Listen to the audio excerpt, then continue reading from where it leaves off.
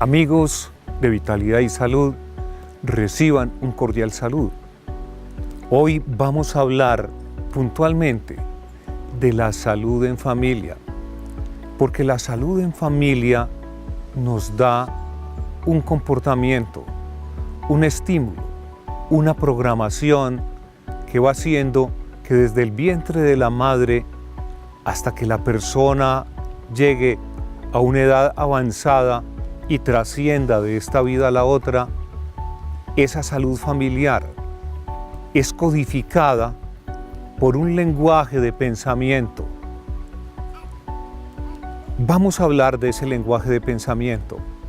Vamos a hablar de cómo un niño es programado y codificado, cómo su cerebro, su mente es programada por los satisfactores de necesidades.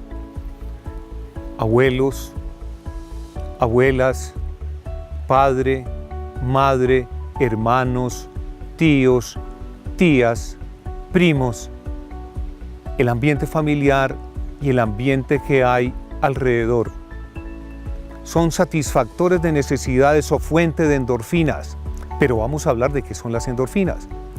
La endorfina es una sustancia producida en el cerebro cuando hay bienestar, gozo, alegría, felicidad, regocijo, encantamiento.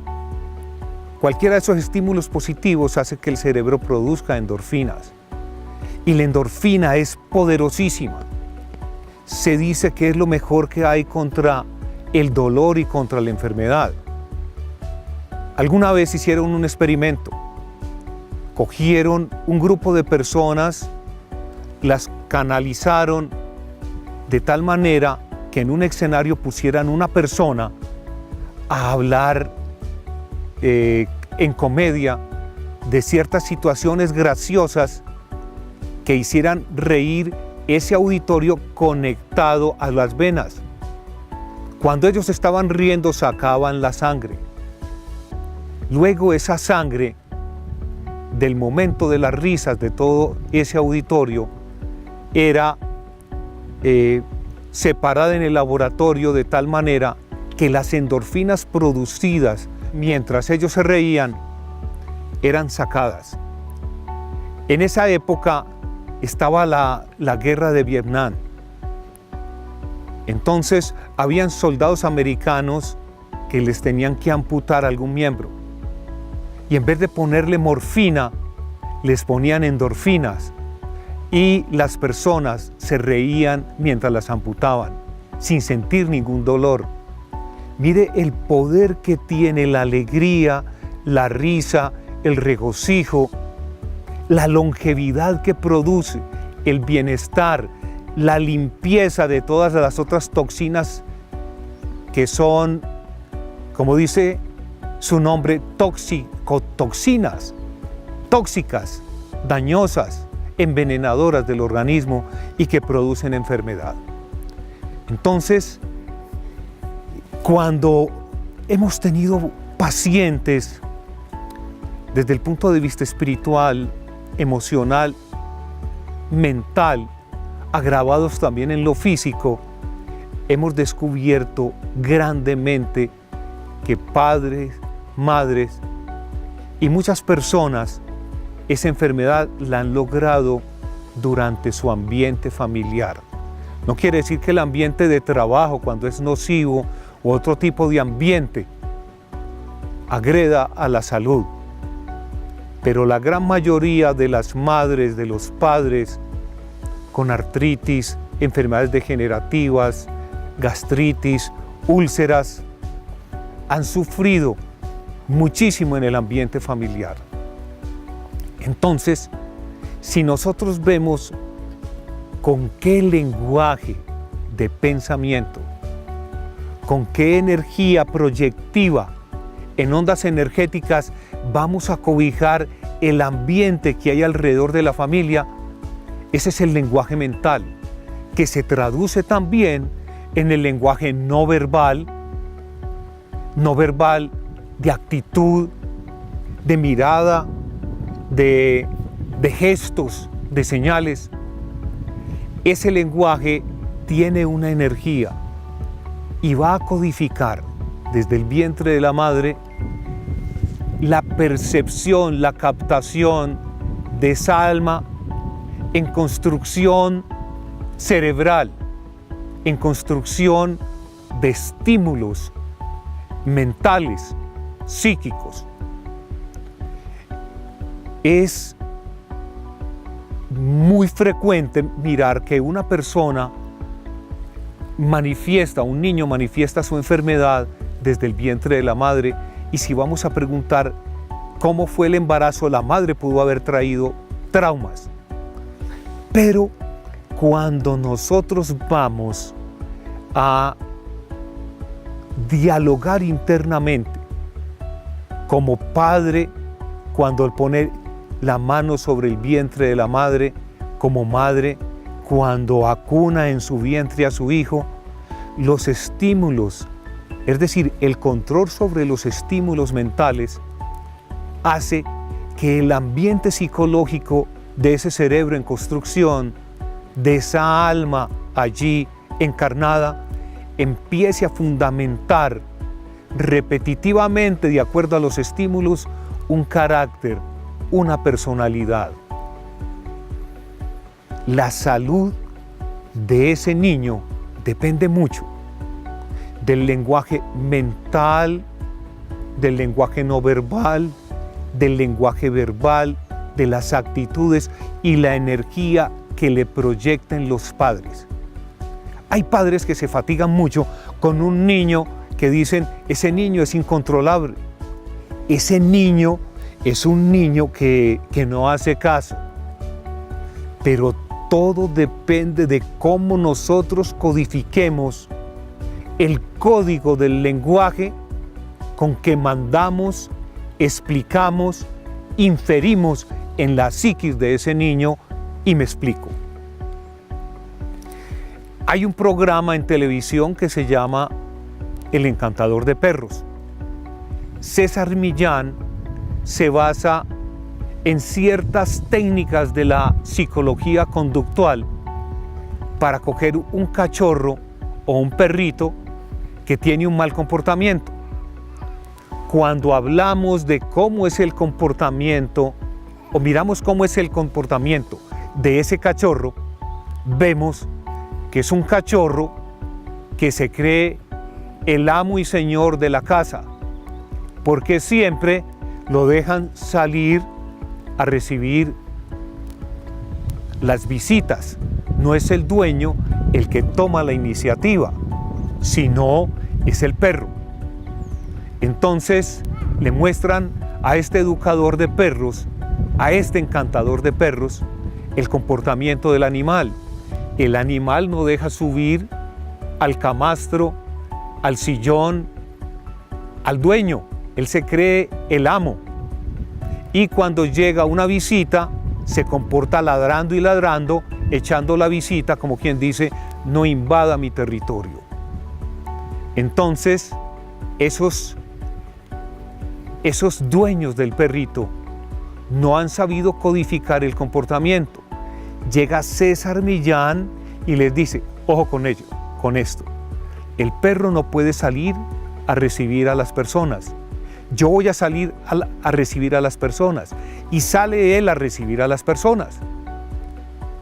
Entonces, cuando el perrito empieza a ladrar detrás de este psicólogo de perros, entonces él, con un lenguaje y con una energía especial, le dice, ¡Ch!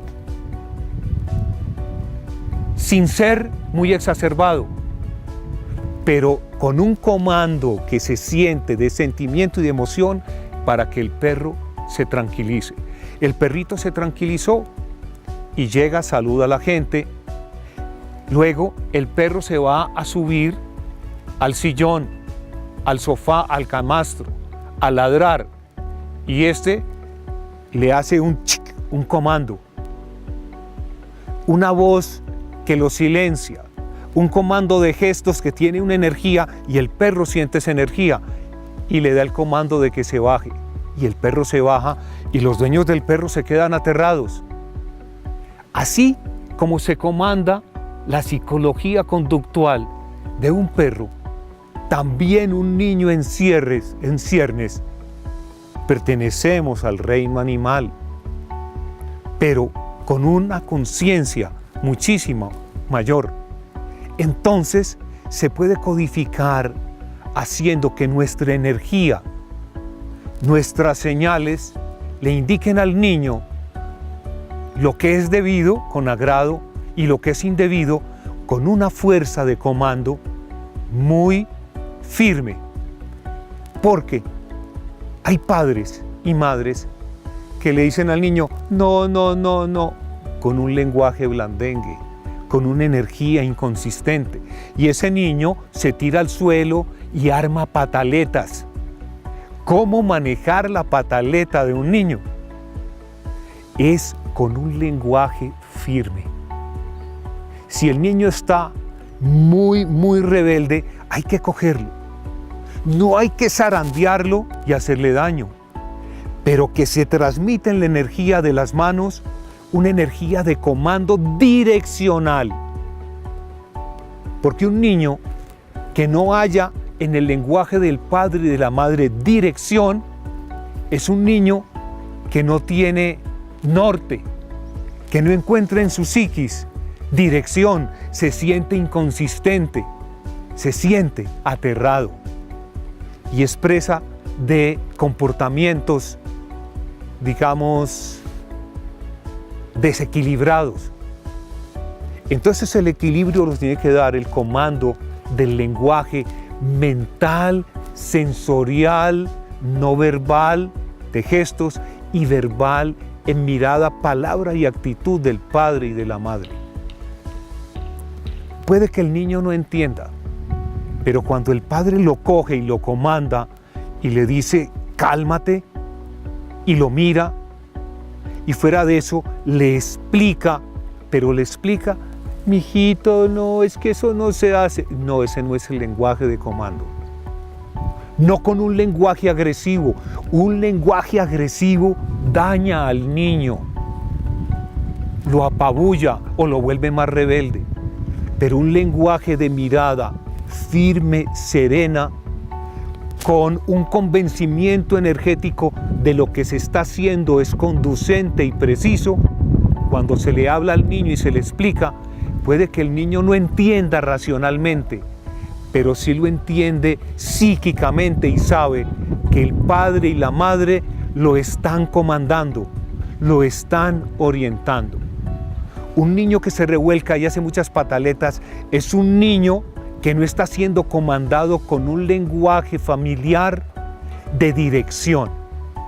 Tenemos que utilizar un liderazgo interior de nuestros pensamientos y de nuestras emociones para que desde el núcleo familiar un niño comandado desde el vientre de la madre empiece a codificar en su psiquis profunda un lenguaje que ha sido conducido con la firmeza y la paciencia de un amor firme, con firmeza de corazón.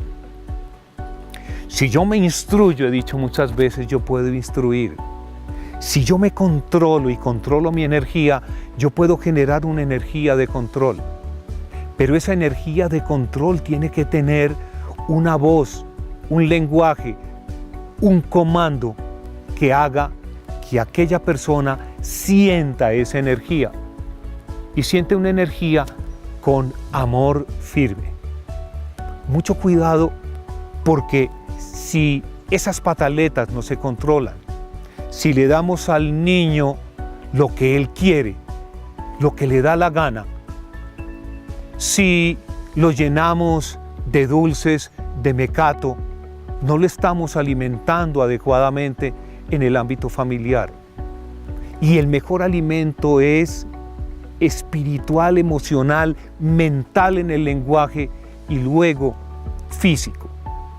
Vamos a tener un problema muy grande con ese niño, porque ese niño se puede volver dependiente, se puede volver rebelde, se puede volver perezoso, se puede volver distraído,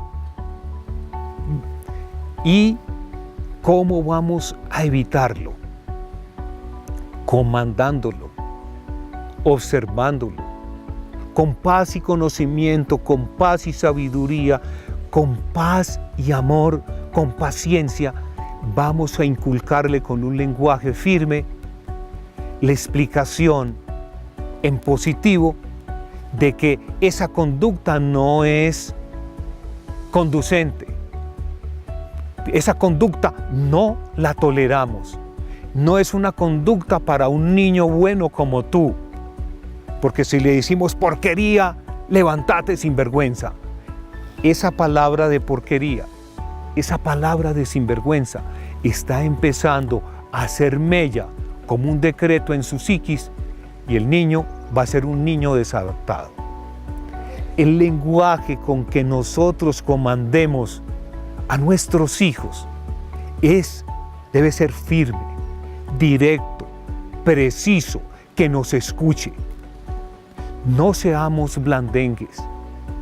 Un niño, cuando se le da cierto dinerito, por ejemplo, para que consiga el mecato del colegio, el mecato no, porque no se le da mecato, sino cosas que lo alimenten verdaderamente. Cuando compre en el colegio lo que tenga que comprar, que ahorre. Enseñarle a ahorrar es enseñarle a que él está comandando sobre sus finanzas para que luego se defienda en la vida. Pero darle todo lo que quiere por capricho es un error muy grande. Ese niño siempre va a querer cosas, va a ser un niño mal estudiante, va a ser un niño distraído, va a ser un niño que no se le ponen logros ni disciplina. El logro genera satisfacción de espíritu. El logro genera gozo interior. El logro implica que se va desarrollando en la acción y en el ejemplo una capacidad de superar algo, de superar escollos, de superar dificultades. Entonces, cuando enseñamos a un niño a que supere, si todo se lo adivinamos, si no lo dejamos que bregue un poquito a ponerse las medias, a ponerse los pantaloncillos, a ponerse los zapatos, o la niña a vestirse, si no los impulsamos a que hagan un esfuerzo y le vamos a suplir todos los esfuerzos por afán o por cualquier cosa, no estamos generando un lenguaje para que se decodifique en su mente y le dé al niño capacidad de logro y superación. Debemos celebrarle esos pequeños logros para que él vaya cogiendo confianza en sí mismo. Pero nunca lo debemos apabullar fuertemente cuando comete un error, porque no podemos exigir de una mente, de una personalidad que apenas se está construyendo. No podemos exigir que esa personalidad tenga conciencia perfecta y absoluta de ese acto. Debemos corregir. Si un niño, por ejemplo, empuja a su compañerito en una racha de entusiasmo y el compañerito se cae, ¿cuál es el castigo? No juegas con carritos. No juegas con carritos que te gustan tanto, porque tú tienes que entender que no podemos, ese comportamiento puede hacerle daño a un niño. Que a ti no te gustaría, hay que explicarle al niño que otro niño te empuje, te caigas y te aporrees. Mire que el niño, si se le explica, se le habla con firmeza, va a entender y va a aceptar esos pequeños castigos que son muy importantes, porque va a sentir en su interior y va a codificar que no puede hacer lo que quiera, que no puede golpear, que no puede morder, que no puede quitarle las cosas a un niño. Aparece un niño con un juguete que trajo del colegio. Hay que preguntarle, ¿de dónde vino ese juguete? hay que hablar, llevarlo, incluso llevarlo. No yo voy a llevar el juguete, no, yo lo voy a llevar con mi hijo porque le estoy formando el carácter a mi hijo. Y lo voy a llevar junto a la profesora y vamos a buscar el niño y le vamos a decir, este es tu juguete que yo me lo encontré en el arenero, en el sitio donde yo estaba jugando y allí se quedó. Entonces es muy importante tener en cuenta todos aquellos pequeños detalles del comportamiento de un niño para corregirlo de la manera más adecuada, estimularlo cuando devuelve el juguete a decir, qué lindo, qué bien lo hiciste, así se hace. No atropellarlo ni etiquetarlo con palabras y con gestos que sean fuertes e hirientes, sino siempre estimularlo hacia el bien. La construcción de esa personalidad va a ser dócil, pero una docilidad llevada por el liderazgo en amor del padre y de la madre.